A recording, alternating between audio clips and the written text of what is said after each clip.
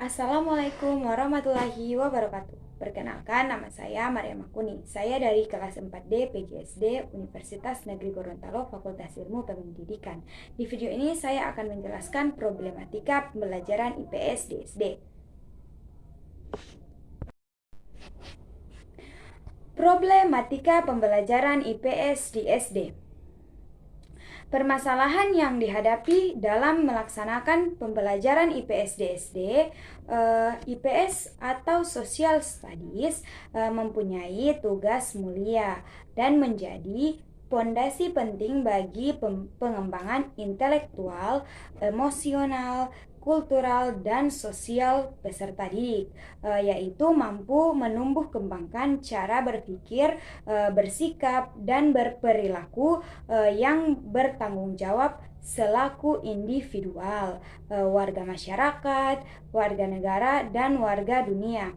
Selain itu, IPS mampu bertugas mengembangkan potensi peserta didik agar peka terhadap permasalahan sosial yang terjadi di masyarakat, memiliki sikap mental yang positif untuk perbaikan segala ketimpangan, dan terampil mengatasi setiap masalah yang terjadi sehari-hari, baik yang menimpa dirinya sendiri maupun yang ada di masyarakat. Tujuan tersebut dapat dicapai manakala program pembelajaran IPS di sekolah diorganisasikan secara baik. Tujuan pembelajaran IPS adalah menemukan program pembelajaran IPS untuk meningkatkan kompetensi keterampilan sosial peserta didik. Tujuan utama tersebut dapat dijabarkan menjadi tujuan-tujuan yang khusus sebagai berikut. A. Melakukan analisis kurikulum IPS untuk memahami misi dan tujuan yang harus dicapai sesuai dengan standar kompetensi di setiap jenjang pendidikan. B. Menetapkan topik IPS yang cocok untuk meningkatkan keterampilan sosial bagi peserta didik. C. Menemukan bahan ajar, metode, media, penilaian dalam pembelajaran IPS untuk meningkatkan keterampilan sosial bagi peserta didik. Masalah-masalah belajar baik intem maupun ekstem dapat dikaji dalam dimensi guru maupun dimensi siswa.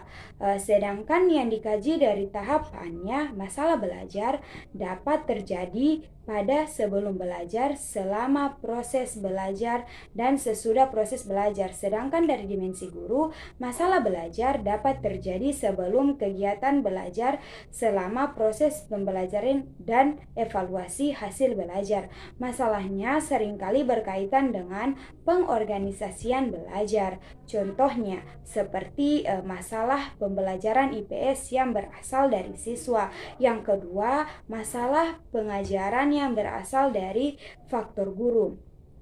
Kemudian ada ide penyelesaian untuk permasalahan pembelajaran IPS di SD. Guru harus mampu mengembangkan strategi pembelajaran yang tidak hanya menyampaikan informasi, melainkan juga mendorong para siswa untuk belajar secara jelas dalam batas-batas yang ditentukan. Sebagai anggota kelompok, bila mana dalam proses pembelajaran guru mampu mengaktualisasikan tugas-tugas guru yang baik maupun memotivasi, membimbing, dan memberi kesempatan secara luas untuk memperoleh pengalaman, maka siswa akan mendapatkan dukungan yang kuat untuk mencapai hasil belajar yang diharapkan. Namun jika guru tidak dapat melaksanakannya, siswa akan mengalami permasalahan yang dapat menghambat pencapaian hasil belajar siswa. Guru harus bisa menjadi perencana dan organisator yang baik sehingga teknik-teknik pembelajaran modern dapat dikuasai dengan baik guna menghilangkan kejenuhan siswa. Guru merupakan variabel yang paling penting dalam keberhasilan proses pembelajaran mengajar di kelas. Guru harus bisa mengaktifkan siswanya ketika kualitas pembelajaran meningkat, maka secara otomatis hasil belajar siswa akan mengalami peningkatan.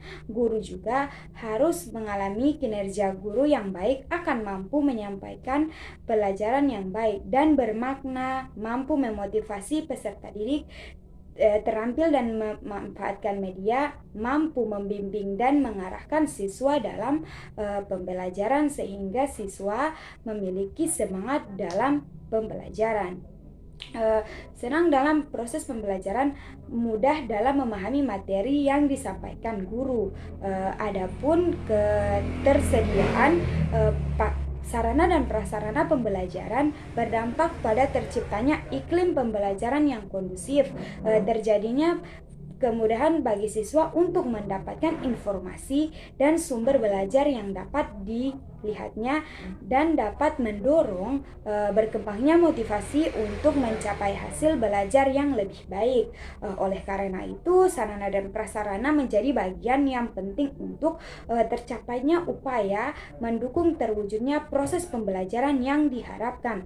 Sekolah harusnya memberikan fasilitas yang memadai dan dibutuhkan oleh guru dengan tujuan mengevaluasian kinerja guru agar tambah baik dan menjadikan guru semakin giat dan termotivasi dalam kegiatan belajar. Monitoring kepada guru merupakan perhatian terhadap guru sehingga guru merasa diperhatikan oleh sekolah.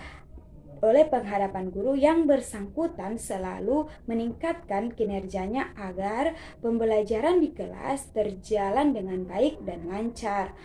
Oleh karena itu, selain penggunaan model pembelajaran yang tepat, salah satunya ada upaya membagikan rasa upaya keberminatan peserta didik terhadap mata pelajaran sejarah adalah menciptakan model pembelajaran sejarah yang terkait dengan tema-tema yang ada di lingkungan peserta didik. Kegiatan pembelajaran sejarah perlu dijadikan media untuk mengembangkan kepedulian, ketertarikan akarana kedaerahan mereka untuk selanjutnya menggali lebih dalam tentang apa yang pernah di masa lalu di daerah mereka masing-masing. Setiap model pembelajaran membutuhkan lingkungan yang berbeda. Misalnya pembelajaran kooperatif, pembelajarannya fleksibel dan tersedianya meja, kursi, dan supaya mudah dipindahkan. Para siswa membutuhkan duduk bersamaan dan berhadap-hadapan untuk mencurahkan pendapat dari masing-masing siswa tersebut. Ada program-program yang harus disiapkan dan dikembangkan agar pembelajaran IPS mampu mencapai sasaran. Oleh karena itu, pembelajaran IPS di SD mampu mencapai sasaran dan tujuan sebagaimana ditetapkan dalam tujuan umum IPS SD.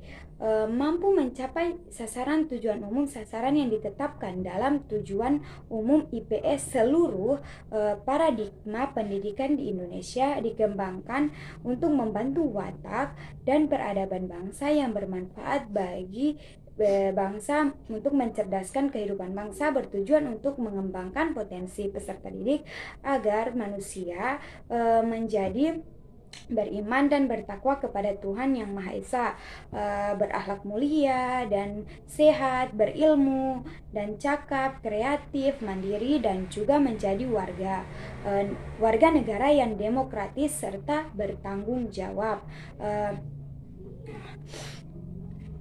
dalam tujuan pendidikan tersebut, syarat untuk kompetensi sosial, personal dan akademis, karena kurikulum pun dikembangkan berdasarkan prinsip-prinsip. Yang pertama ada berpusat pada potensi, perkembangan, kebutuhan, dan kepentingan peserta didik di lingkungannya.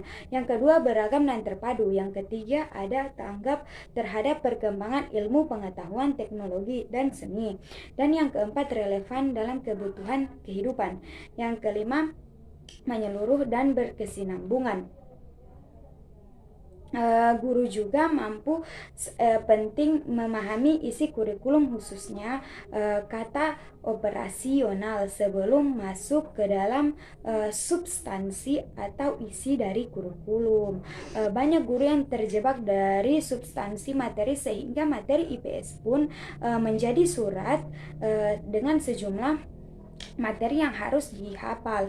Guru, kepala sekolah, dan tenaga kependidikan lainnya yang harus paham dengan misi tujuan pembelajaran IPS. Dan jangan disamakan IPS dengan disiplin ilmu sosial, sehingga pembelajaran tidak subjektif dan oriented. Konsep tanggung jawab dan komitmen perlu dipahami secara menyeluruh oleh semua unsur kependidikan, sehingga menyelenggarakan pendidikan termasuk proses pembelajaran, refleksi diri, perenungan akan refleksi peristiwa dan kejadian pekerjaan, dan menjadi sangat tinggi untuk membanggakan keterampilan sosial. Demikian penjelasan tentang problematika pembelajaran IPS SD. Lebih dan kurangnya saya mohon maaf. Wassalamualaikum warahmatullahi wabarakatuh.